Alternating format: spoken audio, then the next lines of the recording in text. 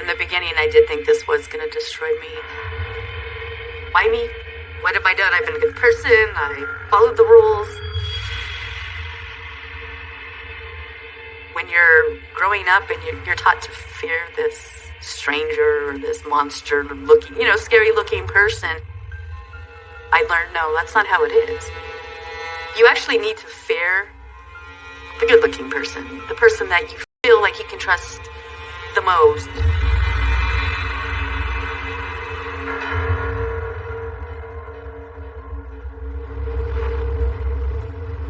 The first time the back door was wide open, I just walked right in the house.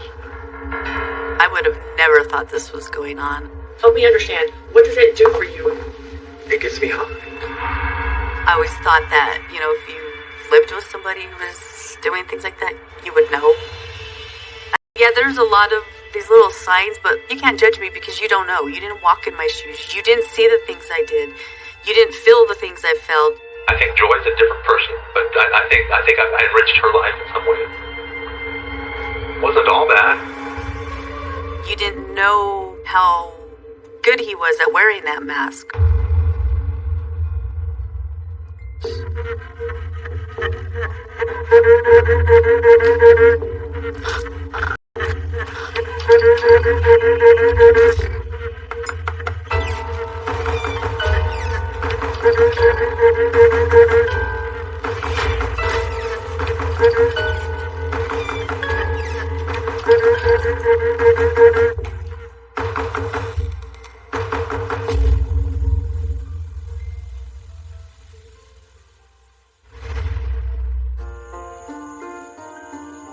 The night that I met Howard, I had made plans with two friends to go out. Night out. I was 27 years old. I was recently divorced, had two very young children. I didn't feel like I had any room in my life to be with anybody. I did notice Howard.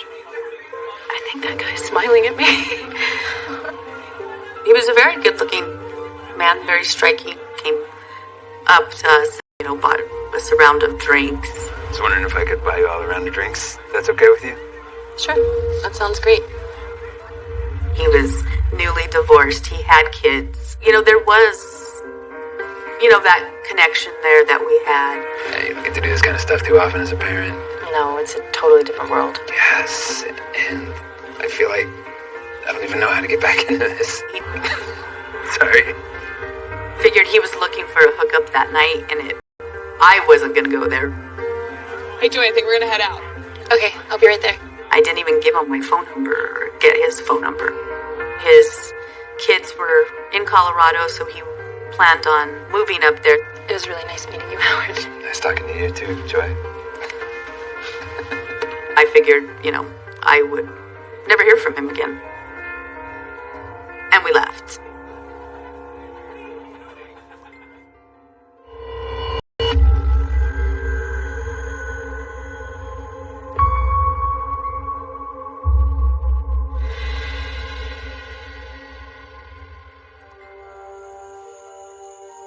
After me and my friends left the bar, we stopped at a gas station. And, when we were walking out of the gas station, Howard and his friend were there. Isn't that the guy from the bar? My friend was like, oh my God, there he is. He kept smiling at me.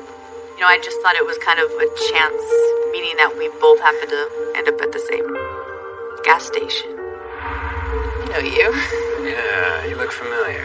And he asked me for my phone number. I was kind of wishing I'd got your number back at the bar. I'd hate to pass up the second chance. I don't know. I was just like, wow, this is a nice guy, and I was enjoying it.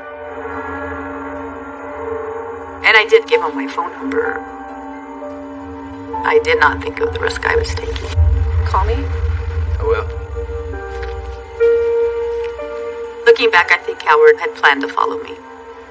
I've always wondered if I was a target right off the bat.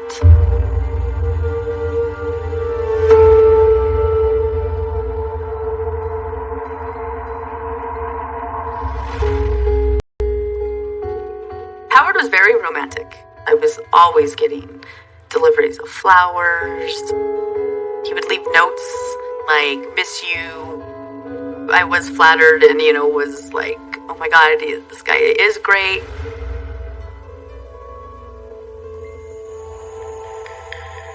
But after, a period of time of us being together, he was always had closing his eyes when we were intimate. Yeah, can I ask you something? Yeah, what's the matter? I actually finally said something and asked him what he was thinking about. When you close your eyes, what are you thinking about? And you know what he told me? You don't want to know. It's probably better if I don't tell you. And that made me very insecure. But I'm not really a person who likes to fight.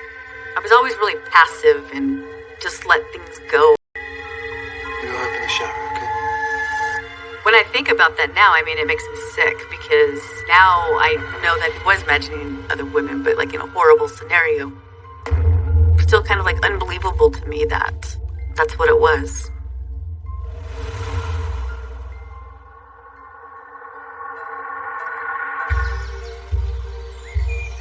At the time, Howard was working in sales and he was on the road probably 80 to 90% of the time.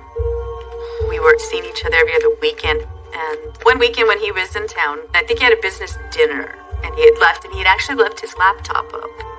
I went to it to shut it down and found printouts of my cell phone records. Was he stalking me? I questioned him about it when he got home. Why do you have these? Howard, what's this? I was gonna tell you. I wanted it to be a surprise. He had told me he knew that, I was struggling, being a single mother. He would pay some of my bills without me even knowing. What else are you doing that I don't know about? I'm just trying to do something nice for you. What's your problem? I'm very independent, so I didn't want to depend on a man, period. I don't need someone to come in and rescue me. This is an invasion of my privacy. We had it out. We got into a huge fight over it. It was creepy knowing that he was going to that extent to keep tabs on me. So I decided I was going to go ahead and end the relationship at that point. Get your stuff and get out now. And I did end it.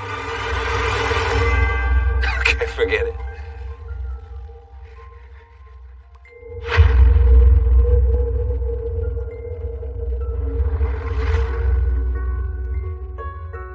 And I think it was about 2 or 3 days later, he showed up at my work. Joy. And he proceeds to get down on one knee and propose. Marry me.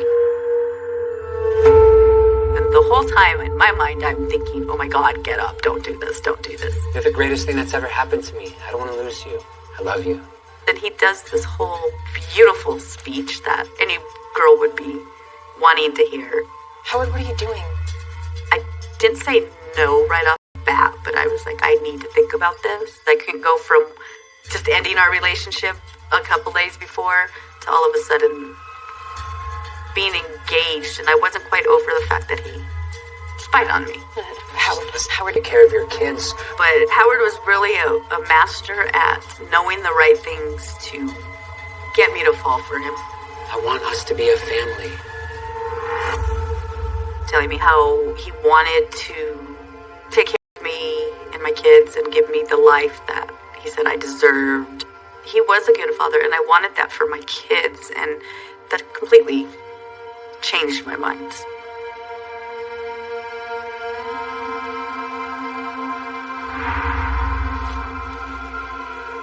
This picture was taken the day of our wedding. It was like a fairy tale. I was hopeful that, we would have a happy life.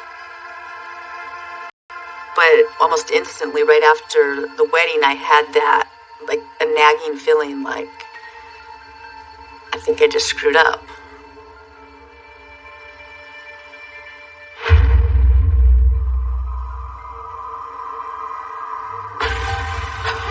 How his mind worked. He had to conquer me. I think probably from the moment I met him, it was already too late for me.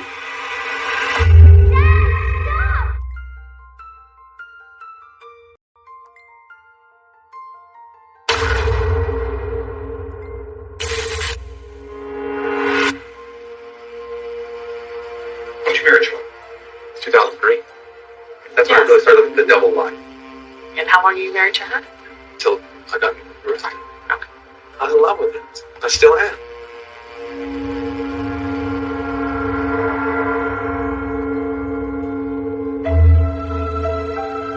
After we got married, we still lived apart for the first year.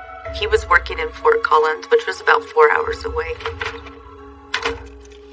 When I had gone out with my friends and ended up staying at one of their houses, it was the next day that he came back. God, Howard, I wasn't expecting you. I thought you weren't coming home until tonight. He was like, well, where did you stay? I know you didn't come home. Where were you last night? I had asked him, I'm like, well, how do you know I didn't come home? He admitted it right away. I put a piece of tape on your garage door. Had you come home, that tape would have been broken or gone, and when I went by this morning, it was still intact. You put tape on my garage door? Who does that? What is with you? This is the phone bills all over again. That is so weird. Oh my God, he won't even let me have like a girls' night out. That left me with this very uneasy feeling that he would go to the extent to, check up on me. I'm sorry. But he also was very, very charming. Him that, everybody right off the bat likes. You need to trust me. I know, I'm sorry. I'm not really a person who likes to fight, so a lot of times I do just let things go.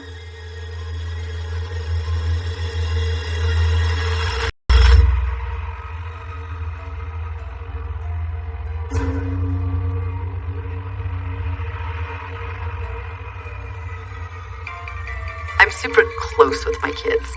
My focus and attention was on them, and I don't think he liked that. There was one incident where I walked in and I saw my youngest son, and Howard was getting ready to spank him.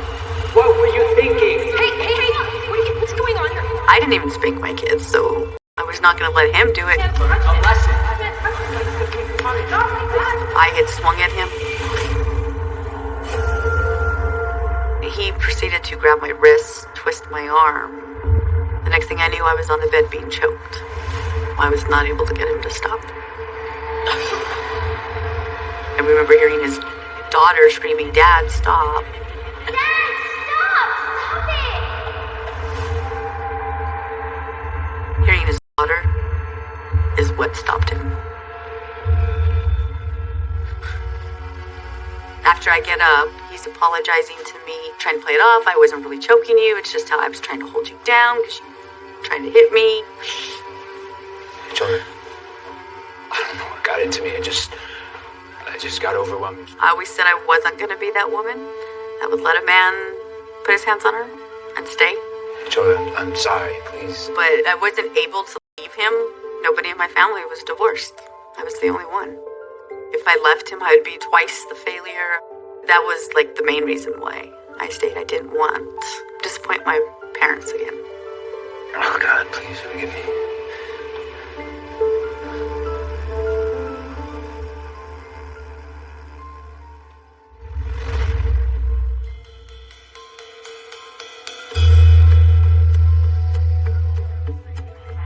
One night we were at the bar having drinks, and there were some young girls there that were wearing tight and short skirts and, cleavage shirts. And, he started talking about women being slutty. Look at these girls. Why would they go out dressed like that?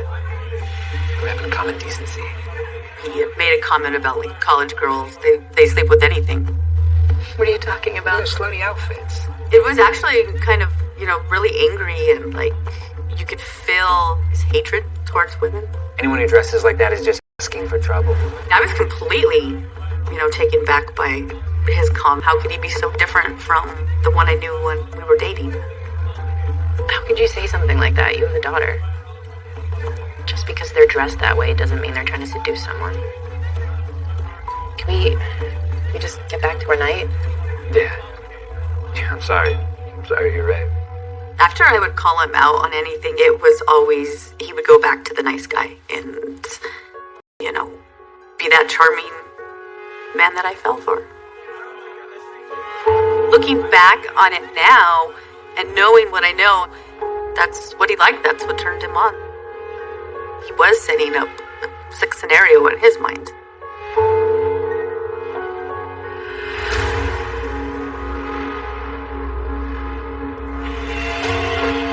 I came across a knife, gloves, and a ski mask. And it was like a panic, like, oh my god.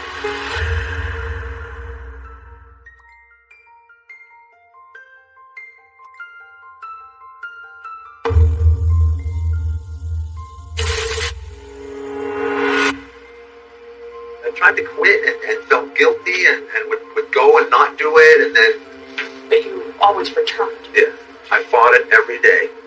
And every time I said, I'm not going to do it again. And it would creep and creep, and I would backslide. The whole time I was with Howard from the very beginning, he was always traveling, all over the United States. One time, I think he was out of town for a week. I was going to be having to have a surgery, so I wanted to know what the health insurance policy was on pre-existing conditions. So I went through a box that he had in our closet so I could, find out what was covered and what wasn't. In his box, I actually found a list of girls' names with their addresses and their phone numbers on it. As I'm going down the list and reading the names, I'm noticing that these women lived in the same cities that Howard was traveling to for business. I'm realizing that all these girls are in college because he has their addresses. They're all, on campus or in the dorms. My first reaction to it was being suspicious. What's going on here? What is he up to? I mean, I thought right away that, he was cheating on me and he had all these girls in the different towns he was traveling to. I was devastated that I confronted him on it. What is this? What am I looking I don't know, you tell me. So you're just gonna go through my stuff? You're just going through my closet? He was very angry because I was going through his belongings. He didn't like that at all. What is that? Names. And then when I, proceeded to push the issue a little bit more, he played it off as it was an old list of his old girlfriends from years and years ago. Take a deep breath. I don't need to take a Come deep back. breath. I want to know who these women are. They're nobody. It's nobody. Howard was like a master manipulator. He knew exactly what to say and when to say it, and how to make things look believable.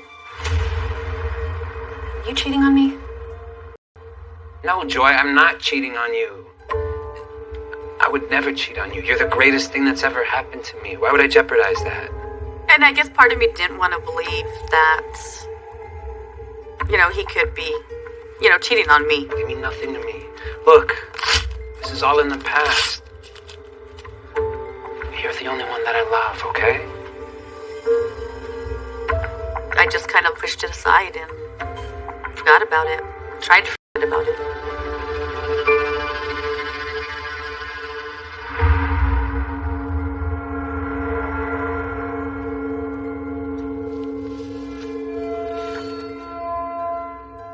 This picture is actually a picture from my birthday. He liked to take me out to go drinking. I got to the point to where I was dreading the nights that we would go out. I was dreading it because I knew he didn't take no for an answer, so it was like, come on, do a shot, come on, do a shot. Over time, I started to realize that I was starting to black out. I would wake up the next day and it would be a fog. Headache, not feeling good, and not really having a memory after like a certain point during the night. I would wake up and be like, oh my God, how did we even get home last night? But I wasn't drinking more than at any other time, so it was something very unusual to me. And then I started paying attention. I was blacking out when I was with him, and it wasn't happening when I was out with my friends.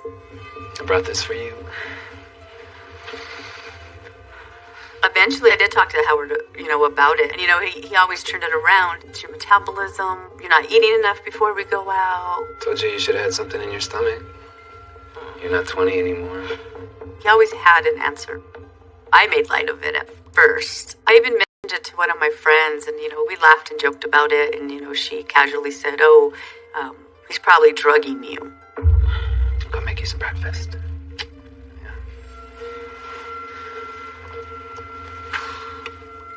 it did kind of stick in the back of my mind. It just always bothered me that I was blacking out.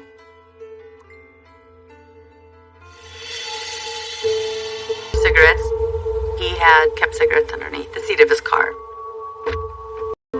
So I went into his car and went, looking underneath the seat. I came across a pocket knife, gloves, and a ski mask. My blood ran cold. Every hair on my body was standing up. That is an image I don't think I'll ever be able to put out of my mind. Just knew that something was completely wrong. Just wasn't right. I had a very uneasy feeling about it. I think I waited about a day or two before I had asked Howard, hey, when I found these items in the car, what the hell are you doing with them?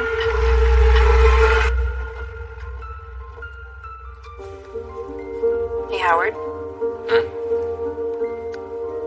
I was going through the car the other day and I found a pocket knife. Pocket knife? That's probably one of the kids from the last scout meeting. We had 3 young boys in Cub Scouts, so we had pocket knives and knives all over our house. It must have, probably fell out of their pocket, or they had it in the car. Okay. What about this? And he said, I wear the gloves, and I don't wear the ski mask. It's a ski mask. I just wear it as a hat. See, look. Just winter hat. If you don't like it, you can get rid of it and get a new one. Okay. I guess it was, easy to believe. Like always, he was very convincing. But I never got rid of that feeling that something was not right.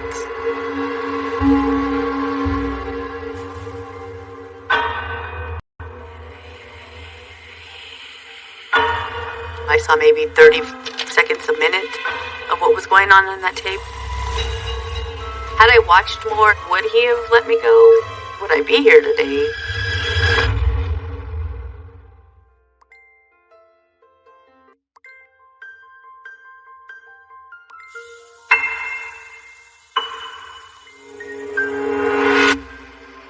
You were never concerned about getting caught. I was not a get caught guy. So, help me understand this. You go through the extra trouble of bringing a video camera and everything else when you do this, because obviously you have a desire to capture this on film. Right.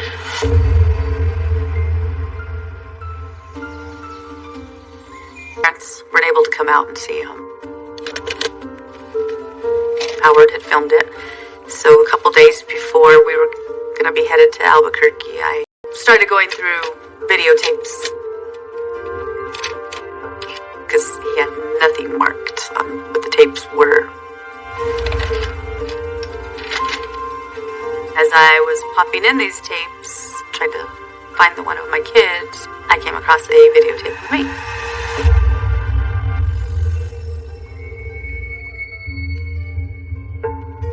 I don't even know if I can describe it. In this videotape, I am unconscious. And he is raping me. I wasn't moving. I wasn't, making a sound. I was just laying there. I think he was taking pleasure in the fact that I was unconscious and that he was having his way with me. It's head spinning. It's like your body feels hot and cold at the same time.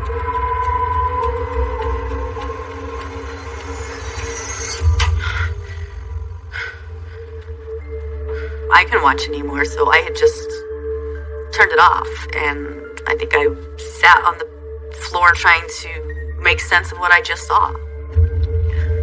I probably blacked out hundreds of times during the whole time I was with him. I saw maybe 30 seconds a minute of what was going on in that tape, and it always haunts me. What did he do to me all those other nights that I don't remember? A few minutes after I watched the videotape, Howard actually called. didn't even say hi to him. I just said, I saw your sick tape. How could you do that? And he asked me what tape, and I told him, you know which tape. And the first thing he said to me was, did it turn you on to watch you being raped? Why would you ask me that? I didn't understand it. It's like, why would you do something like that to someone that you loved?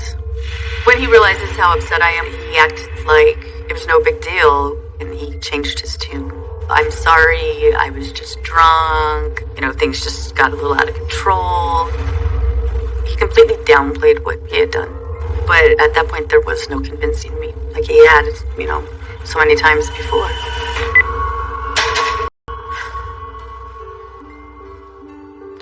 Seeing that tape completely changed my whole entire life. There's, no going back. There was no staying. It was.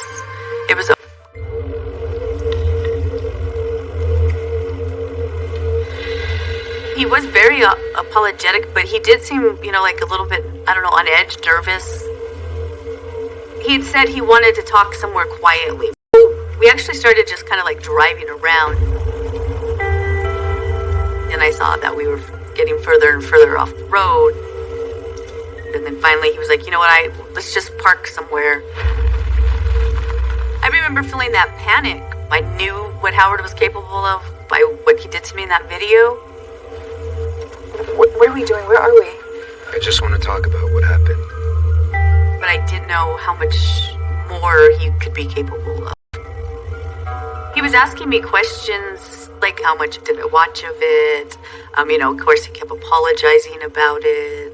He was trying to do it, kind of slyly, like so it wouldn't raise my alarm. How could you do something like that? I don't know what I was thinking.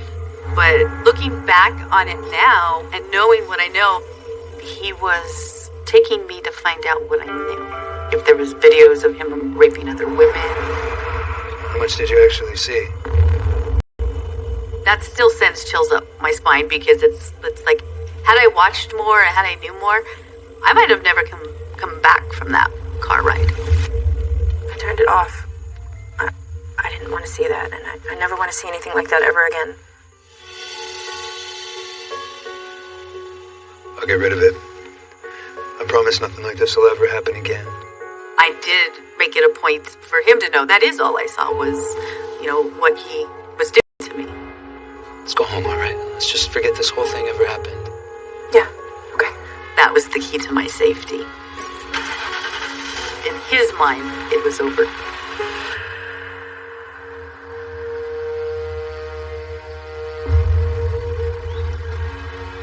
I left him and moved back to Albuquerque.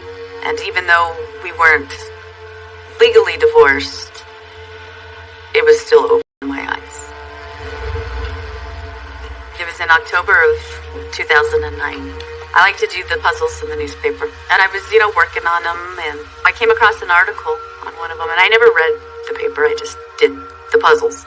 And, I don't know, something about this one just caught my eye. This cop's back on the trail of the Ether Man, and I decided to read it. I learned about this rapist that the cops had been looking for 20 years. They called him the Ether Man rapist because he was knocking his victims out with some kind of chemical. At the time they assumed it was... My blood is running cold and my hair is standing up on my body, and it was kind of like a panic, like, oh my god, this is him, this could be him. This is why he had this list of girls. It wasn't girls that he had affairs with. These were potential victims. It goes back to the ski mask, the gloves, the knife, okay? He needed these items to commit his crimes. But in the article, they also had a composite sketch. This was a clean-shaven guy with kind of flat-top hairstyle. It didn't look like him. So I actually went to the extent to where I drew the mustache on him. And to me, it still didn't look like him.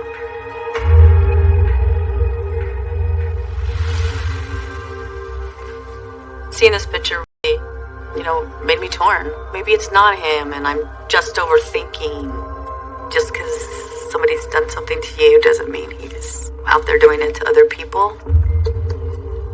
But I still had that nagging feeling that voice that my body and my soul was telling me it's him. I felt like I needed more proof. I needed certainty. So, I devised a plan to try to get that proof that I needed.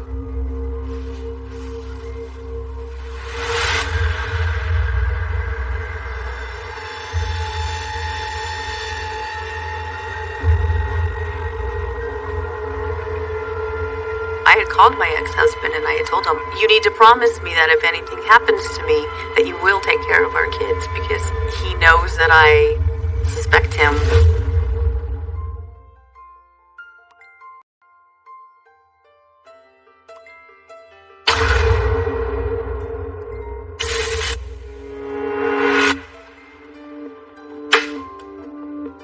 You've got these young women, they're everywhere living alone. These girls will lock their car and leave their home open.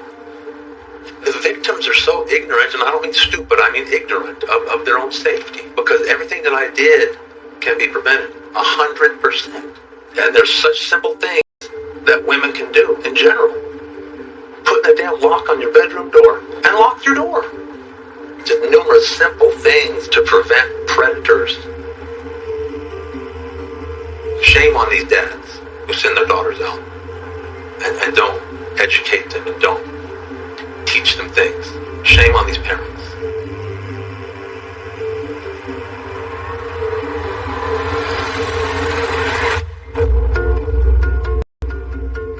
Even though we were separated, we also, had a business. I felt like I had to put a plan in motion to try to get that proof. I sent my kids away for the weekend with my sister. I actually went out and found another newspaper with that article because I had obviously drew on the first one. I set the paper out, open to the article. Hi. Sorry I'm late. It's okay. When he came into the house, I sat there and was trying to read his face and his mannerisms to see if, he tensed up. Did you hear about this? A rapist on the loose? It's horrible. He read the article and I, made the casual comment like, God, I didn't even know we had a serial rapist that they had been looking for. He just kind of blew it off like it was nothing. It was just there's some sick people in this world. Joy, you should be really careful out there. It didn't quite go the way that I thought it was going to go. I didn't get the proof that I wanted. That Sunday when he left, I had this whole sick feeling when it came to him. I knew at that point, after when he left, that I needed to make it clear to him that I wanted us to file for a divorce. I didn't care about our business. I just wanted completely out.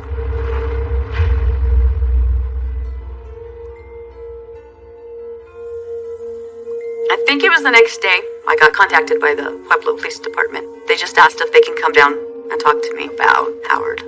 There was 3 detectives and they all came in and questioned me.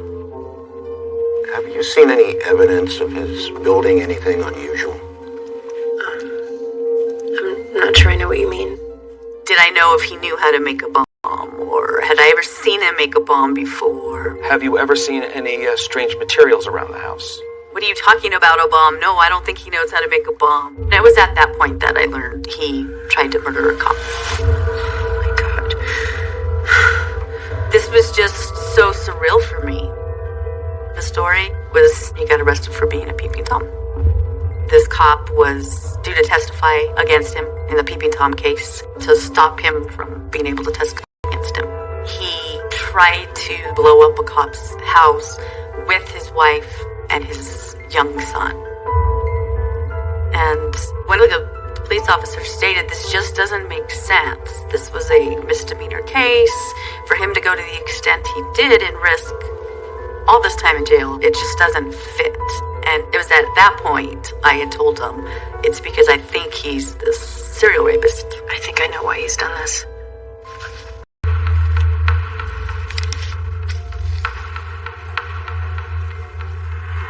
I went over the timelines when he lived in Albuquerque, when these rapes were occurring. He's lived in every one of those towns. It can't just be coincidence. I talked about what I found on the video and what he was doing to me. The cops were blown away.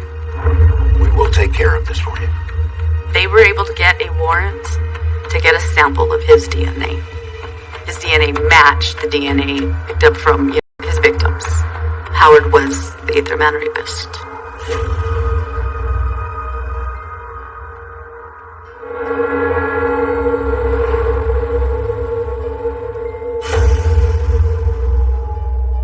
I saw a thing on TV where this doctor was assaulting patients that were under anesthesia. I just think of that. That was so simple, so easy. Started knocking them out with the corpse. Okay. And that took the trauma away.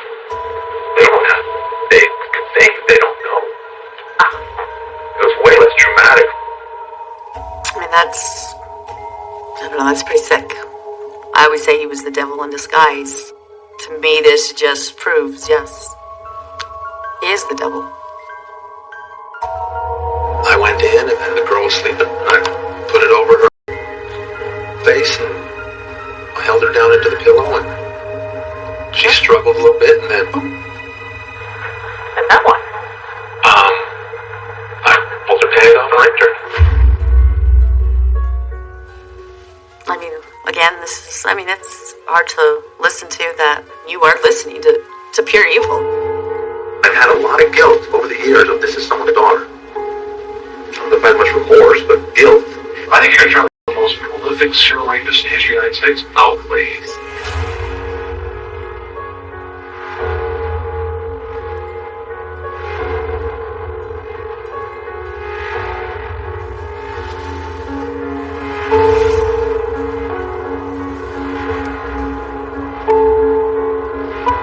This picture was taken on one of our many outings with the kids. He was so good at wearing that mask he wore. No one would have suspected a family man with kids and a wife. Why would you think that type of person is a serial rapist? Now when I look at it, I just see right through him. This picture actually turns my stomach. But I got my justice.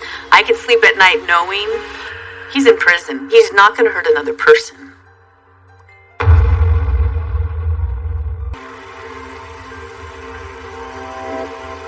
When this first happened, I had a hard time with God. Why me? What have I done? I've been a good person. I followed the rules. And then I finally realized, you know what? I know why God brought me to it. Because he knew I was strong enough to put an end to him, to stop him. God used me to save other women, to stop him from hurting them. If we hadn't crossed paths, he might very well still be out there doing it to this day. So I can't regret meeting him.